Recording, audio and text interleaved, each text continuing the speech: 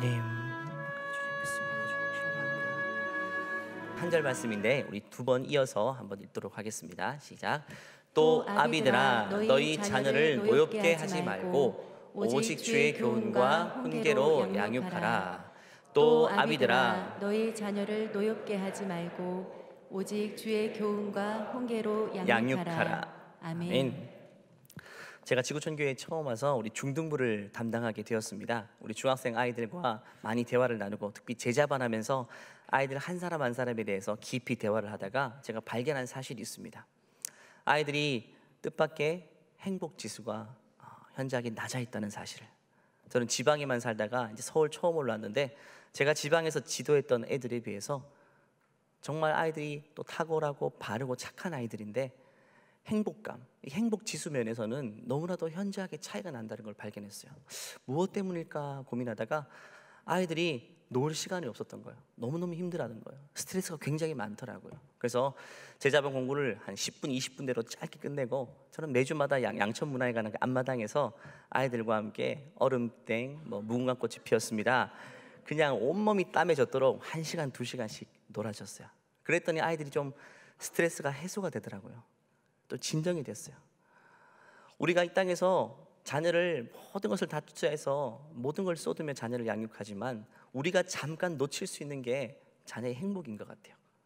공부 잘하고 바르게 잘 자라고 이 템포에 맞춰서 잘 따라간다 이거 말고 자녀의 속에 있는 행복감, 행복 지수에 대해서는 우리가 언젠가부터 놓치며 살 수가 있어요. 제가 아이들을 지도하다 보니까 행복 지수가 특별히 높은 아이들이 있어요. 그 아이들의 특징은 거의 비슷했는데 관계가 좋다는 겁니다. 관계성이 굉장히 좋아요. 좋은 관계를 맺고 있는 아이들이 행복 지수가 높더라고요. 특별히 누구와의 관계가 중요할까요? 사춘기 아이들이니까 친구들과의 관계가 좋은 아이들이 행복감이 높은 것 같죠? 그게 아니었어요. 부모와의 깊은 관계, 부모와의 깊은 애착과 부모와의 깊은 뿌리 깊은 관계 속에서 마음의 평안함이 있는 아이들은 친구들 관계도 잘하게 되고, 물론 똑같이 환경은 힘들잖아요. 다 공부를 열심히 해야 되고 놀지 못하고, 하지만 행복지수가 다른 친구들에 비해서 아주 높다는 것을 제가 발견하게 되었어요. 사춘기 아이들에게 그런 차원에서 가장 선망하는 부모상이 친구 같은 부모님이에요. 아이들 한결같이 이야기합니다. 내 말을 잘 들어주고 친구처럼 그냥 서스럼 없이 이야기할 수 있는 대상이 우리 부모님이었으면 좋겠다. 그런데 자녀를 키우다 보면 그 초심을 지켜내기가 쉽지 않죠. 그냥 아이들이 그냥 건강하게 자랐으면 좋겠다 이렇게 출발했다가 아이들이 초등학생 되고 중학생 되고 하면 그것으로 만족하지는 못하죠. 그러니까 관계성에 있어서 친구 같은 관계가 오랫동안 유지되지 못하는 것 같아요. 근데 아이들에게서 친구는 참 소중하잖아요. 친구가 왜 좋냐? 친구는 내 말에 잘 공감해 주잖아요. 내가 무슨 말 하든지 바른 말 하지 않고 정답을 이야기하지 않고 그냥 맞장구 쳐주고 내 의견을 지지해주고 공감해 줍니다.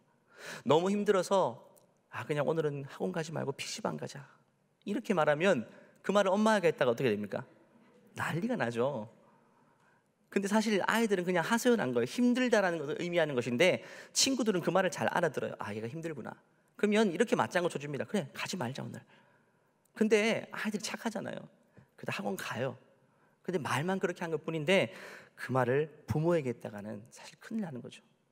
친구들은 그 마음을 잘 알아줘요. 만져줍니다. 맞장구 쳐주고 그냥 받아줍니다. 이렇게 힘들구나. 거기서 끝이지 그 다음에 힘든 것들을 어떻게 해결해 줄지 사실 그것까지는 고민하지 않습니다. 그냥 힘들면 힘든 거다.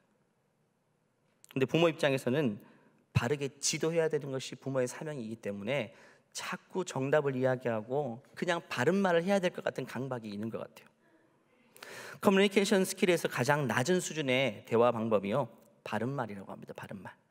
바른 말은 누구나 할 수 있는 일이고 이 바른 말은요 쉽게 관계를 깨어놓는 지름길이라고 하죠. 특별히 관계성이 높은 배우자의 관계 속에서, 부모와 자녀의 관계 속에서 바른 말의 커뮤니케이션 방법은요 가장 낮은 수준이고 가장 쉽게 관계를 깨뜨려 놓는 좋지 않은 방법. 그래서 우리가 자녀에게 바른 말을 해야 될 때도 있지만 사실 시도 때도 없이 바른 말해서는 안 되는 거죠. 밥 먹을 때도 바른 말하고 대화할 때도 바른 말하고 TV 같이 보면서도 계속 바른 말해요. 이러면 아이들은 진짜 우리 엄마하고 이야기하면 안 되겠다. 이제는 엄마하고 대화 절대 안 해. 그렇게 결심을 하죠. 그런데 우리 아이들이 너무너무 착해요. 다음 날 되면 또 엄마에게 대화를 겁니다. 아이들이 너무너무 착해요. 여러분, 자녀의 말에 공감해 주는 것이 정말 중요합니다. 그냥 하는 얘기가 아니라 우리의 자녀 양육의 완벽한 모델이 되신 분이 누구죠? 하나님이죠. 하나님 우리 부모님이고 우리가 그분의 자녀 아닙니까? 하나님이 우리를 어떻게 기르시고 어떻게 양육하는가를 보면 확실한 해답을 얻을 수가 있죠. 하나님은 우리 말에 아주 지극히 공감해 주시는 분입니다. 자녀 양육의 완벽한 모델 되신 하나님께서는 우리의 말에 작은 것까지도 지극히 공감해 주시는 분입니다. 구약의 하나님을 보고 많은 사람들이 심판의 하나님, 무서운 하나님, 일반적인 우리 부모의 모습처럼 바른 말하는 하나님, 죄를 지적하는 하나님, 항상 옳은 길만 제시하는 하나님으로 인식할 수 있죠. 근데 성경을 자세히 보면 그렇지 않습니다. 구약의 하나님도 신약의 하나님도 똑같은 하나님이세요. 하나님은 항상 우리를 먼저 이해하십니다. 우리는 항상 죄 가운데 있지만, 아버지 앞에 흠이 많지만 우리를 대하실 때는 우리를 죄인으로 대하지 않으시고 그냥 자녀로 대하세요. 자녀로 대하세요. 우리와 대화하실 때에 우리 죄를 지적하기보다 얼마나 우리가 연약한 존재인지 거기에 초점을 맞추십니다. 얼마나 약한지, 그렇게밖에 살 수 없는 이유를 아시는 하나님께서 공감해 주시는 거예요. 여러분, 기도할 때, 기도는 하나님과 대화하는 거죠. 기도실에 가서 1시간 동안 기도하고 막 나왔더니 하나님이 1시간 동안 계속 나에게 바른 말만 하세요. 너 왜 그랬니? 너 왜 그랬니? 너 이렇게 해야 돼, 저렇게 해야 돼. 이렇게 하나님께 바른 말만 듣다가 기도실에 나온 적이 있습니까? 그럼 이렇게 고백하겠죠. 나 다시는 하나님께 이야기 안 해. 그런 적 없죠. 기도하다 보면 하나님은요, 내가 어떤 죄를 짓든지, 내가 얼마나 길을 헤매고 있든지 상관없이 먼저는 우리의 마음을 먼저 이렇게 만져주세요. 왜 힘든지, 잘못된 길을 들었기 때문에 스스로 힘들게 빠진 것인데, 그러면 부모님 같은 경우에는 야, 그 잘못된 거 알면서 너 왜 그래? 이렇게 하겠지만 하나님은 먼저 마음을 만져주세요. 충분히 마음을 만져주시고 충분히 공감하니까 하나님께 기도하게 되면 자꾸 더 깊은 기도로 나가게 되죠. 하나님이 자꾸 내 마음을 공감해 주시니까 고백하지 않았던 죄도 고백하게 되고 하나님께 내 마음의 깊은 상처도 고백하게 되는 거예요. 공감이 돼야지만 그 다음부터 더 진지하고 깊은 대화로 이어질 수가 있어요. 첫 관문부터 공감되지 않고 공격당하게 되면 그 다음부터는 말문을 이어갈 수가 없는 거죠. 마음이 열리지 않으니까.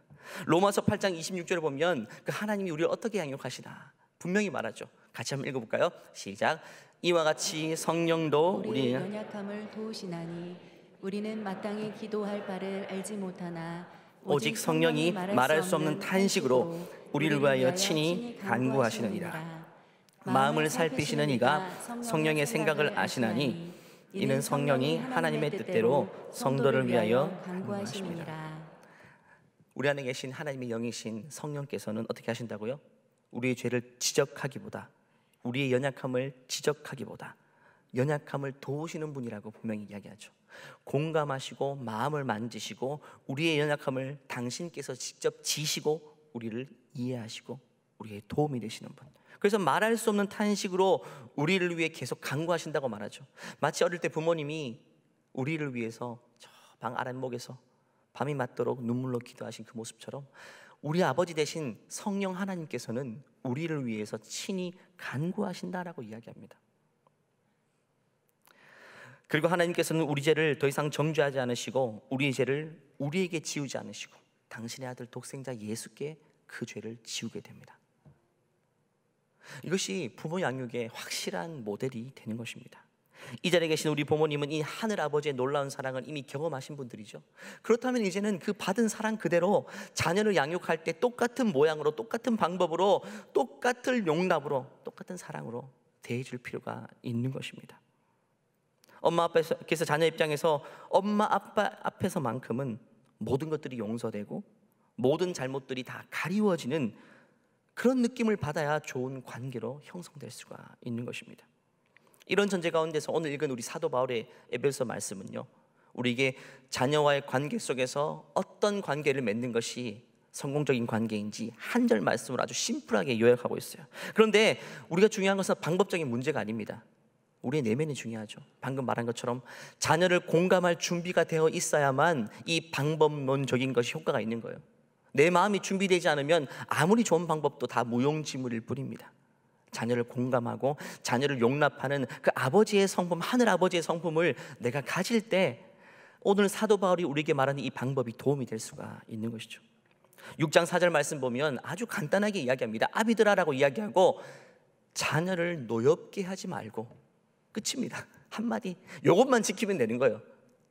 부모와 자녀 관계 가운데 자녀를 노엽게 하지 말고만 지키면 아주 행복한 관계, 좋은 관계가 되는 거예요. 근데 이게 진짜 어렵다는 거예요. 자녀들을 노엽게 하지 말래요. 오늘 그 에베소 6장 말씀은요 1절부터 이렇게 얘기합니다. 자녀들아 라고 이야기하고, 또 종들아, 상전들아 라고 이야기하고, 그 다음에 4절에서는 아비들아 라고 이야기합니다. 아비들의 한 말은 자녀에게 노엽게 하지 말라, 이 한마디입니다. 이걸 통해 볼 때에 이 예수님 시대 때 쓰여진 글 아니겠습니까? 신약시대 2000년 전의 이야기입니다.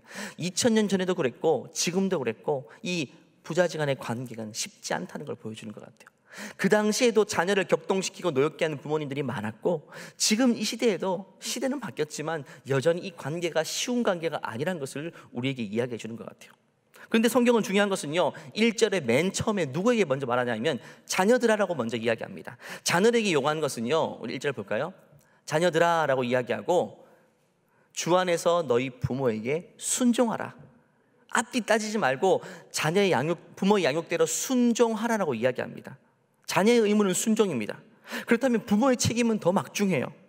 자녀는 부모의 말에 무조건적으로 순종해야 되기 때문에 부모가 자녀에게 잘못된 걸 가르치면 큰일 나는 겁니다. 재앙입니다.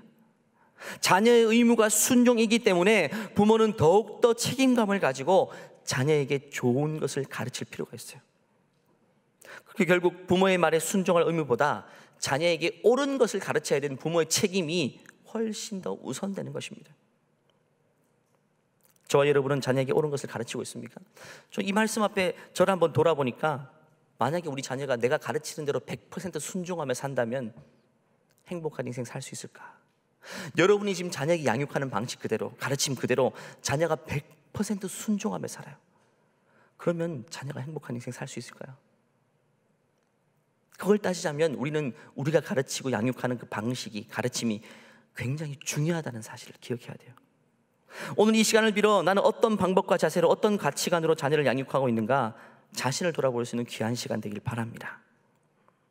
그렇다면 오늘 뒷부분에 보면 자녀를 노엽게 하지 말라라고 하죠. 그럼 왜 자녀들은 노엽게 될까요? 왜 자녀들이 화나게 될까요? 6절 4절 말씀 다시 한번 볼까요? 뒷부분이 중요해요. 오직 주의 교훈과 훈계로 양육하라. 반대로 뒤집어서 말하면 주의 교훈과 훈계로 양육하지 않으면 자녀의 영혼이 노여워할 수밖에 없어요. 근심한다, 격동한다는 의미입니다. 벗어난다는 의미입니다. 주의 교훈과 훈계, 두 글자로 뭐죠? 하나님 말씀 성경입니다. 성경의 가치관대로 자녀를 일관적으로 양육하지 않으면 자녀의 영혼은 늘 노여워할 수밖에 없다는 것을 이야기합니다. 매를 대지 말라 이런 차원이 아닙니다. 화나게 하지 말라 이런 말이 아닙니다. 성경의 가르침대로 일관적으로 양육하라는 것입니다. 여러분, 자녀는 하나님의 형상대로 지음받은 존재이죠. 하나님의 형상입니다. 하나님의 숨결이 그 속에 녹아 있습니다. 하나님이 자녀를 만드신 분이죠. 여러분, 하나님이 자녀를 주실 뿐만 아니라 자녀를 잘 양육할 수 있는 설명서도 함께 주셨어요. 그게 매뉴얼이죠. 그게 바로 성경입니다. 그런데 우리는 성경을 제껴두고 나의 가르침, 나의 생각대로 자녀를 가르치기 시작할 때에 자녀의 마음은, 자녀의 심령은, 하나님의 형상대로 지음 받은 자녀의 영혼은 노여워하기 시작합니다. 격동하기 시작해요. 여러분, 설명서는요, 제품을 만든 사람만이 만들 수 있는 거예요. 사용자가 만들 수 있는 게 아닙니다. 만드신 분 하나님만이 우리에게 자녀를 어떻게 양육해야 될지 설명할 수 있는 것이지, 우리는 이용자입니다. 하나님이 만드셔도 우리 가정에 분양하신 겁니다. 우리가 나름대로 성경을 제껴두고 내 방식대로 가르치고 양육할 그런 권리는 없는 거예요. 우리의 소유가 아니기 때문에. 자녀의 영혼은 하나님께서 거하시는 공간입니다. 요한복음 14장 말씀 보니까 자녀의 속에, 우리 속에 하나님의 영이신 성령이 거하신다. 그렇기 때문에 그 성령을 근심하게 해서는 안 된다는 겁니다. 성령이 거하시는 거룩한 전인 자녀의 심령 가운데에 성경이 아닌, 하나님 말씀이 아닌 세상의 가르침과 세상의 가치관대로 아이들을 부추기고 양육할 때에 성령이 거하시는 성전이 근심하게 되는 거예요. 자녀가 길을 잃게 되는 겁니다. 이것은 뭐냐면요, 이 가솔린 자동차에 디젤을 주유하는 것과 똑같은 것입니다. 자녀에게 계속 잘못된 것을 주입하다 보면 자녀의 영혼이 혼란스러워하다가 언젠가부터 기능을 멈추어 버립니다. 그리고 더하면 심한 오작동을 하게 되는데, 그 증상이 부모에게 대들기도 하고 부모의 말문을 막아버리기도 하는 거예요. 오작동하는 거예요. 잘못된 가르침을 주니까 작동을 바르게 하지 못하는 거예요. 기능을 다하지 못하는 거죠. 어릴 때는 이유 불문하고 신앙이 먼저다, 예배가 먼저다고 가르쳤을 때가 있었죠. 근데 우리 부모도 약하기 때문에 이 환경 가운데 살다 보니까 이게 자꾸 우선순위가 바뀌게 되는 거예요. 부모인 우리가 먼저 영향을 받기 때문에 그것이 흘러 들어가는 겁니다. 신앙의 끈을 놓아라고 말한 적은 없지만 자녀는 충분히 혼란스러울 만큼 느낄 정도로 부모는 다른 것을 강조하고 있다는 거예요. 특별히 중학교 가기 시작하면 이제는 혼동이 찾아옵니다. 자녀 입장에서는 어떤 때는 교회가 우선이라고 말하는 것처럼 들리다가 언제부터는 학원과 공부가 우선이라고 생각될 만큼 부모로부터 그런 영향을 받게 되는 거죠. 영화의 제목처럼 그때는 맞고 지금은 틀리다. 이런 식의 양육은 자녀의 영혼을 근심하게 하는 지름길이 되는 것입니다. 여러분, 성경이 가르침이라는 분명하고 확신 가운데 일관되게 자녀를 양육하게 되면 자녀는요, 세상이 힘들지만 그래도 그 길을 묵묵히 가게 됩니다. 자녀 인생이 힘들어하는 이유가요, 힘겨워서가 아니에요. 난이도가 힘들기 때문이 아닙니다. 혼란스럽기 때문입니다. 내가 가는 길이 맞는지 아닌지 헷갈리기 때문에, 확신이 안 서기 때문에 그때부터 추진력을 잃어버리게 되는 것이지 어렵고 힘들다고 멈추는 게 아니에요. 우리 사랑하는 믿음의 부모님 여러분, 상황이 어떠하든지, 시대가 어떠한 변화를 갖든지, 내가 사는 이 시대가 어떤 가치관을 가지든지 불변하는 분명한 한 가지 기준, 하나님 말씀, 성경을 따라 자녀를 양육하게 되시기를 간절히 축원합니다. 이미 자녀를 다 키운 부모님들 꽤 계시죠. 그런 분들은 오늘 말씀 어떻게 적용해야 될까요? 그러면 오늘 말씀을 두고 자녀에게 가서 분명히 이야기하십시오. 미안해, 나도 옛날엔 안 그랬는데 너 키우다 보니까 나도 자꾸 이것저것 중심을 잃어버렸어. 내가 오늘 말씀을 듣고 내가 깨달았는데 미안해. 내가 하나님 말씀으로 일관되게 가르치지 못한 거 정말 인정하니까 너 자녀만큼은, 손주만큼은 하나님 말씀 그대로 일관되게만 가르쳤으면 좋겠어. 이렇게 적용할 수 있는 부분이죠. 그리고 여러분이 손주를 양육하는 분도 많이 계시죠. 어르신들은 손주를 양육할 때도 할머니 할아버지 입장에서 하나님 말씀으로 한번 키워보십시오. 그러면 그 영향력 아래에서 아이들이요, 세상이 아무리 힘들어도 풍성한 은혜를 누리며 살게 될 것입니다. 여러분, 포기하지 말았으면 좋겠어요. 자녀의 처지가 아무리 코너에 몰린다 할때라도 그냥 초조해지지 말았으면 좋겠어요. 자녀 교육만큼은 여러분 타협하지 말았으면 좋겠어요. 왜냐하면 앞으로 자녀가 하나님 앞에 사느냐, 하나님 앞에 살지 못하느냐가 달려있는 문제이기 때문에 그것만큼은 포기하지 않은 여러분 되기를 바랍니다. 그러기 위해서 이 한 가지를 내려놓아야 돼요. 같이 읽어볼까요? 시작. 자녀를 향한 걱정과 두려움을 내려놓아야 합니다. 자녀를 향한 걱정과 두려움, 대부분의 부모님들에게 이런 게 있을 거예요. 여러분, 걱정과 두려움은 불신앙에서 기인된 겁니다. 좋은 감정이 아닌 거예요. 그리고 부모의 마음의 정서에 걱정과 두려움이 있으면 좋은 열매를 맺지 못하는 것이 무섭습니다. 우리가 언제 두려움과 걱정이 생기죠? 자녀가 하는 걸 볼 때 그렇죠. 남보다 탁월한 것도 없고 그렇다고 열심히 공부하는 끈질긴 구석도 없을 때, 그렇게 자녀의 모양들을 보면 부모 입장에서는 조바심이 들고 그냥 노심초사하고 걱정과 두려움이 생길 수밖에 없어요. 근데 중요한 것은 우리가 이때 생겨난 감정 자체는 속고 있는 거예요. 올바른 감정이 아닙니다. 자녀가 어떻게 사느냐, 이것보다 우리가 더 주목해야 될 것은 뭐냐면 자녀를 바라보시는 하나님의 관점이에요. 하나님은 지금 자녀를 어떻게 바라보실까? 하나님은 지금 우리 자녀를 어떻게 바라보시지? 나와 똑같이 우리 자녀를 보면 한숨을 짓고 계실까? 나와 똑같이 우리 자녀를 보시면 하나님도 지금 걱정하실까? 두려워하실까? 얘는 뭐하지? 앞으로 어떻게 살지? 이렇게 하실까? 분명히 아니란 것입니다. 성경은 어떻게 하면 우리 그리스도인들이 이 경쟁 사회 속에서 어떻게 살아남을 수 있을까? 이런 것들을 가르치는 교과서가 아니죠. 어떻게 하면 그리스도인들이 믿음이라는 것들을, 기도라는 것들을 이용해서 세상 사람들보다 공부도 더 잘하고 좋은 학교에 더 많이 가고 좋은 직장에 가는 이런 성공 매뉴얼을 가르치지 않습니다. 오히려 성경은 반대예요, 여러분. 성경은 상석에 앉지 말고 말석에 앉으라고 이야기하죠. 낮은 자리로 가라고 이야기합니다. 먼저 남의 발을 씻기는 자리로 가라고 이야기합니다. 그런 자를 천국에서 큰 자라고 말합니다. 천국은 미래형이니까 너 미래에서 큰 자가 될 거야, 이 말이 아닙니다. 너가 지금 현재형으로 섬기고 낮아질 때에 너는 지금 하나님 앞에서 지금 현재형으로 큰 자란 겁니다. 하나님 정말 너희 위대하게 쓰고 계신다는 거죠. 여러분의 자녀 가운데에 남들보다 잘 못하는 것들이 많아요. 예를 들어서 공부를 가지고 여러분 자녀들이 친구들을 잘 섬기고 있어요. 중학교 때도 중간고사 때도 성적표를 받아보니까 야, 너 정말 친구들을 잘 섬기는구나. 기말고사 받아보니까 과거보다 더 섬겨요.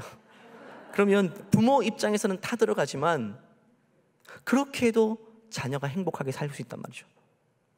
자녀가 행복하게 살아요, 성적과 상관없이. 그럼 자녀를 칭찬해 줘야 되죠. 야, 너 정말 대단하다. 왜냐하면 비교가 되는 이 시대 가운데에 비교 우위를 점하지 못하고 뭔가 열세인 부분이 있다 할지라도 자기 자존감이 상하지 않고 행복을 유지할 수 있다면 그 아이가 성경에서 말하는 딱 모델이 되는 아이입니다, 여러분. 세상 입장에서는 그 아이는 손댈 게 많은 아이죠.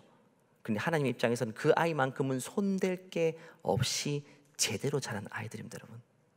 우리는 자꾸 속고 있는 거예요. 자꾸 착각하고 있는 겁니다. 하나님께서는 왜 세상에서 높은 자리, 성공하는 자리를 차지하라고 말하지 않는 걸까요? 왜 오히려 섬기고 낮은 자리로 가라고 하는 걸까요? 왜 너희들은 세상 경쟁 속에 뛰어들으라고 말하지 않고 경쟁에서 내려오라고 이야기하는 걸까요? 확실한 이유가 있습니다. 그것은요, 하나님께서는 우리 자녀를 향한 완벽한 계획을 가지고 계시기 때문입니다. 부모 입장에서는 조바심이 들죠. 그럼 하나님은 걱정하지 마, 내가 계획이 있어. 내가 계획이 있으니까 걱정하지 마. 우리는 그 계획에 눈을 뜨지 못하니까 자꾸 조바심이 들고 나름의 계획을 자꾸 세우는 거예요. 우리가 자녀를 낳을 때는 부모 입장에서는 계획 없이 낳기도 하죠. 부모는 그렇죠. 그냥 계획 없이 아이를 덥석 낳기도 합니다. 근데 하나님은요, 생명을 창조하실 때에 계획 없이 창조하는 법이 없습니다. 생명이 탄생했어요, 우리 집에. 그러면 하나님의 계획이 함께 숨어 있는 겁니다. 하나님의 완벽한 계획, 전 인생을 향한 마스터 플랜을 가지고 계십니다. 그리고 중요한 것은요, 계획의 주체도 하나님이시고 계획의 실행도 하나님이세요. 하나님은 계획을 가지시고 자녀가 열심히 살아서 계획을 이루어 드려야 됩니까? 아닙니다. 계획도 하나님이 하시고 계획을 실행하시는 그 주체도 하나님이시라는 걸 기억해야 돼요. 에베소 1장 말씀 보니까 자녀는 하나님께서 창세전부터 그를 계획하셨고 또 자녀를 향한 놀라운 계획을 가지고 있다고 분명히 말씀하십니다. 하나님의 이 작정은 누구도 뒤틀 수가 없어요. 중간에 개입할 수 없고 어떤 변수도 이것을 가로막을 수 없어요. 하나님은 이렇게 계획하셨는데 많은 변수가 있다 보니까, 하나님 이렇게 계획하셨는데 자녀가 공부도 열심히 안 하고 능력이 안 되니까 그 계획을 이루지 못했다, 아니라는 거예요. 그건 세상에 한 군데도 일어날 수 없는 법이에요. 하나님의 작정은 실행과 일치되는 겁니다. 요즘 소요리 문답 우리 목자님들 배우고 있는데 작정에서 배웠죠. 하나님의 작정은 곧 실행이시다. 인간은 계획하고 다 실패로 돌아갈 수 있지만 하나님은 계획 자체가 바로 실행이시란 겁니다. 성경에 보면 많은 인물들을 통해 이걸 이야기해 줍니다. 하나님 어느 날 믿음의 조상 아브라함을 찾아가셔가지고 너는 복이 될 거야, 복의 근원이 될 거라고 말씀하셨어요. 계획을 말씀하셨죠. 계획을 선포하셨어요. 그럼 아브라함은 그때부터 그 계획을 이루기 위해서 열심히 살아야 되잖아요. 근데 아니었어요. 소위 말하는 아브라함은 깜이 못 됐어요. 인물이 못 됐어요. 그 약속을 잘 믿지도 못하고 자꾸 스스로 약속을 어그러뜨립니다. 하나님의 약속을 믿었다면 지름길로 갔을 텐데 그러지 못하고 아내를 누이라고 속이기도 하고 반복해서 말입니다. 자꾸 약속을 의심해요. 그리고 외부적으로도 방해 요소가 많았어요. 이방인들이 와가지고 아브라함이 복의 근원이 되지 못하도록 막 가로막기 시작했습니다. 그런 수많은 내외적인 변수에도 불구하고 하나님께서는 결국에는요, 당신의 신실하신 열심으로 이 아브라함이라는 사람을 믿음의 조상으로 우뚝 세우십니다. 이게 하나님의 열심이에요. 자녀의 탁월함도 아니고 아브라함의 탁월함도 아니고 하나님의 열심인 것입니다. 하나님의 계획이 있다면 하나님은 반드시 그 약속을 실행하십니다. 근데 중요한 것은 부모가 오히려 걸림돌이 되는 게 문제입니다. 부모 입장에서 이 약속에 눈을 뜨고 이 약속이 실행될 수 있도록 조력자가 되어줘야 되는데, 어쩌면 많은 부모님들이 그 약속이 이루어지지 못하도록 가림막이 되고 걸림돌이 되고 장애물이 되는 경우도 굉장히 많다는 거예요. 하나님은 약속을 반드시 이룹니다. 하나님은 여러분의 자녀를 향한 놀라운 계획을 가지고 계십니다. 자녀를 이렇게 한번 지켜보십시오. 자고 있는 자녀를 한번 가만히 보십시오. 하나님의 형상 아닙니까? 하나님이 만드신 위대한 작품이죠. 하나님의 숨결이 녹아져 있고 하나님의 형상으로 지음받은 존재들입니다. 그리고 그를 향한 하나님의 마스터 플랜이 이미 있어요. 그리고 하나님 반드시 이루어 가실 것입니다. 그 사실을 내가 분명히 믿고 받아들인다면 우리는 노심초사하지 않고 두려워하지 않고 걱정하지 않고 염려하지 않고 오히려 한 발 더 뒤로 물러가서 하나님께 맡겨드리면서 자녀를 지켜보는 관점의 인생이 될 거예요. 그것이 바로 자녀를 향한 옳은 가르침인 것입니다. 세상 사람은요, 자신의 인생을 스스로 개척해야 돼요. 그 세상 사람들은 치고받고 박 터지게 싸워서 스스로 이루어내야 되는 것이 인생입니다. 그런데 우리 하나님의 자녀들은요, 하나님으로부터 거저받는 인생입니다. 그냥 받아요. 그렇기 때문에 두 글자로 은혜라고 하죠. 세상 사람들 입장에서 우리가 너무 부러울 거예요. 말도 안 되게 부러워요. 왜? 그들은 노력해야 겨우 얻는 것들은 우리는 그냥 공짜로 계속 공급받으니까, 진짜 좋은 것들만 우리가 받으니까 질투의 대상일 수밖에 없어요. 요셉을 보십시오. 피지배국의 노예였죠. 그런데 노예가 지배국의 국무총리가 돼요. 총리가 돼요.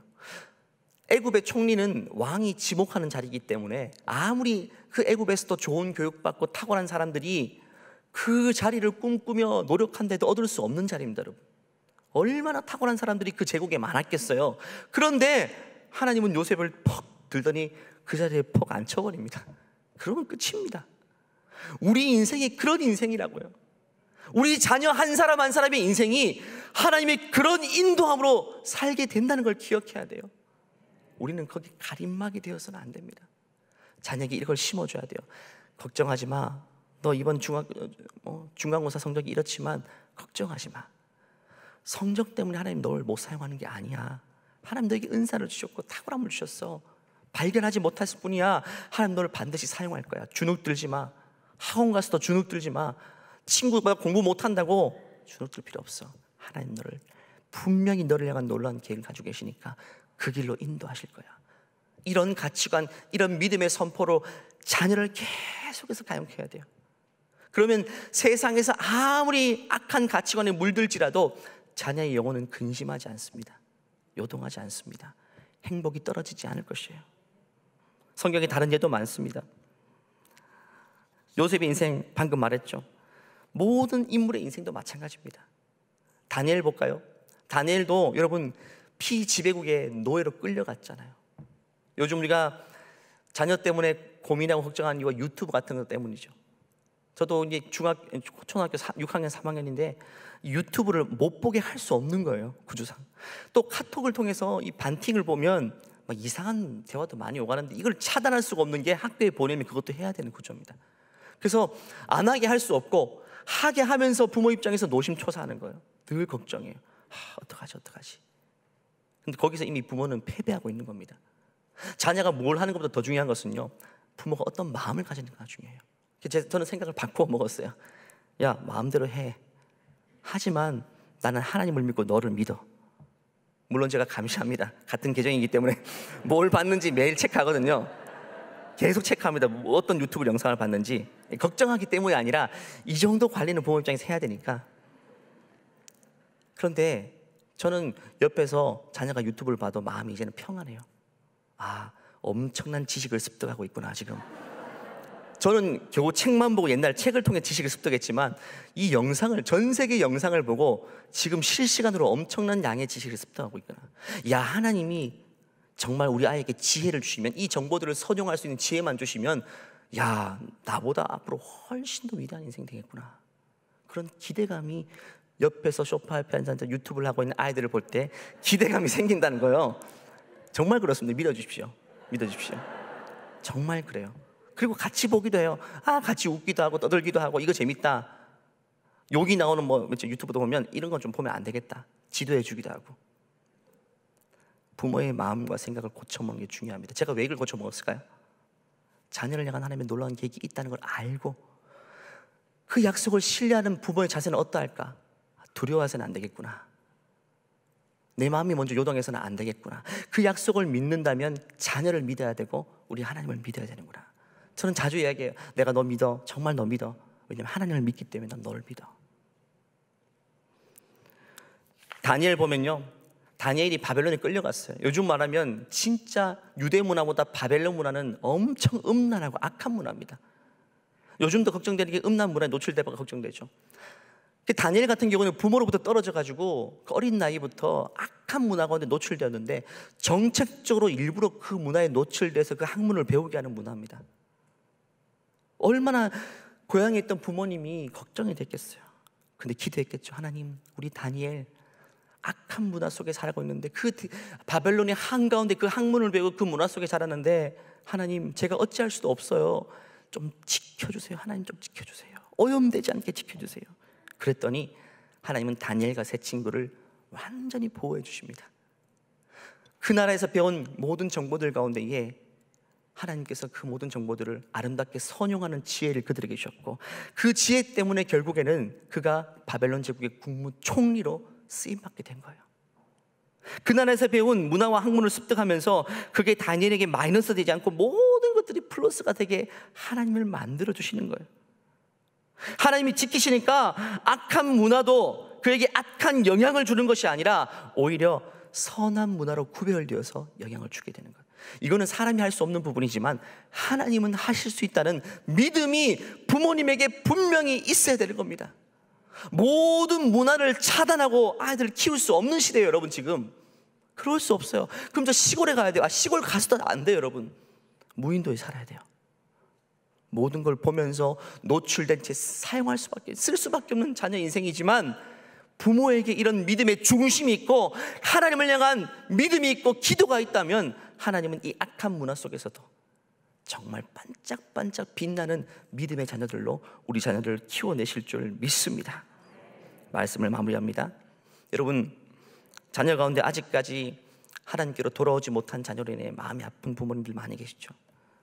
최근에 만난 분은 너무 마음이 아파서 많이 회개를 하더라고요. 내가 자녀를 믿음으로 양육하지 못해서 사춘기부터 교회 안 나와가지고 지금 결혼해서 작년에 결혼까지 했는데 손주를 대고 교회도 안 나오니까 얼마나 마음이 애타겠습니까?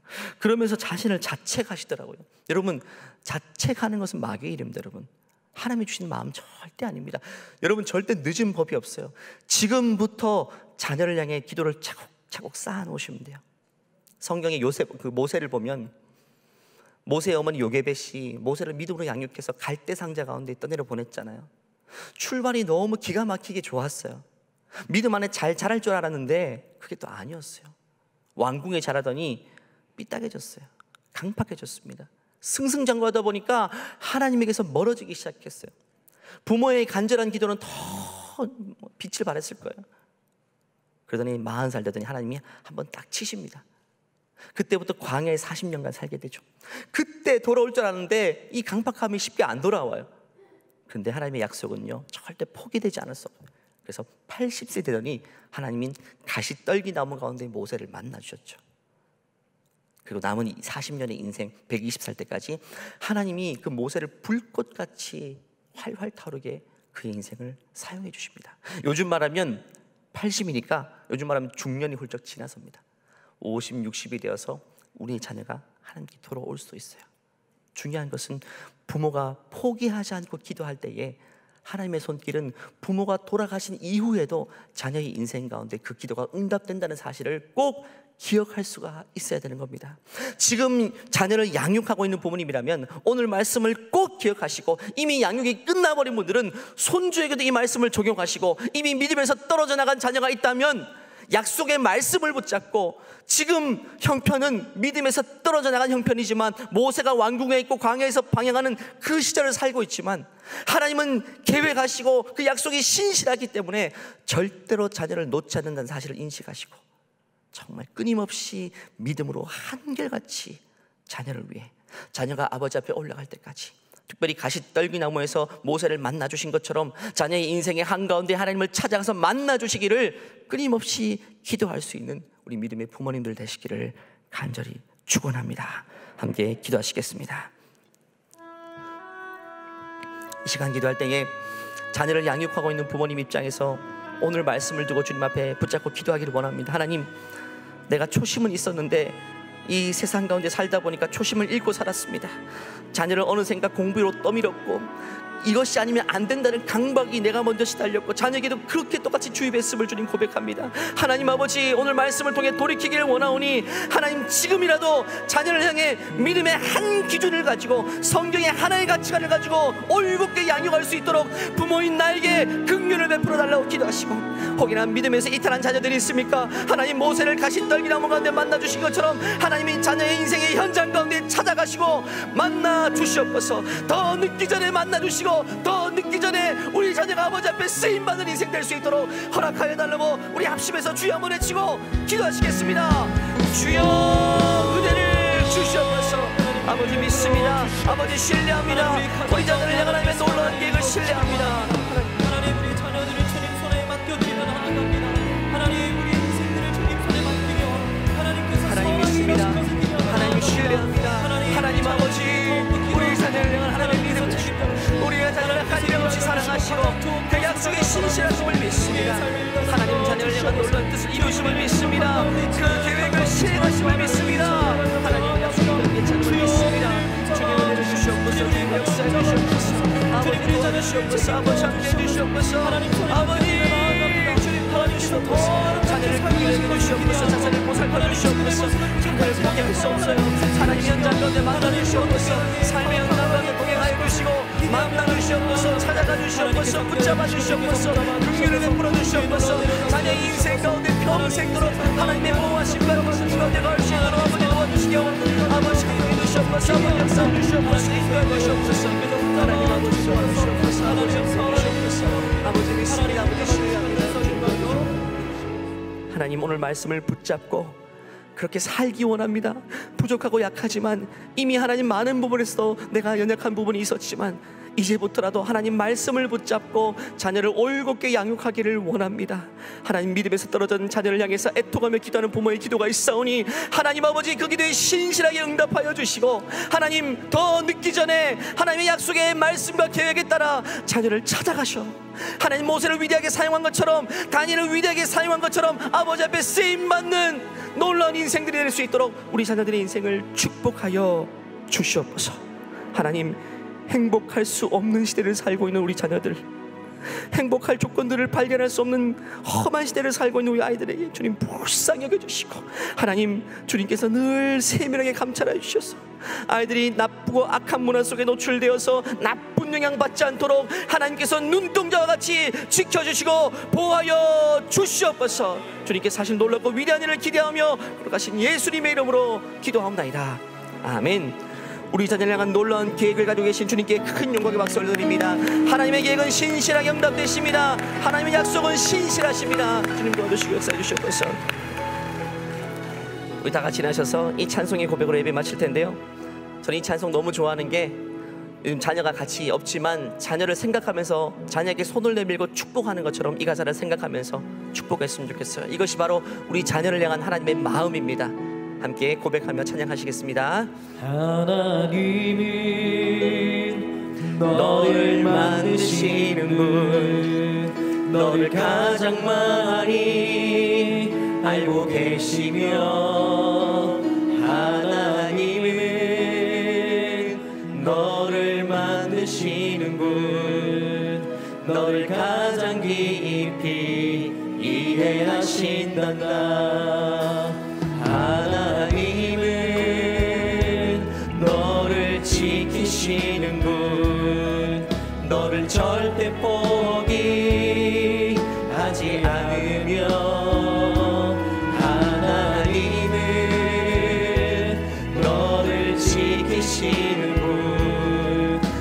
쉬지 않고 지켜보신다. 그의 생각 그의 생각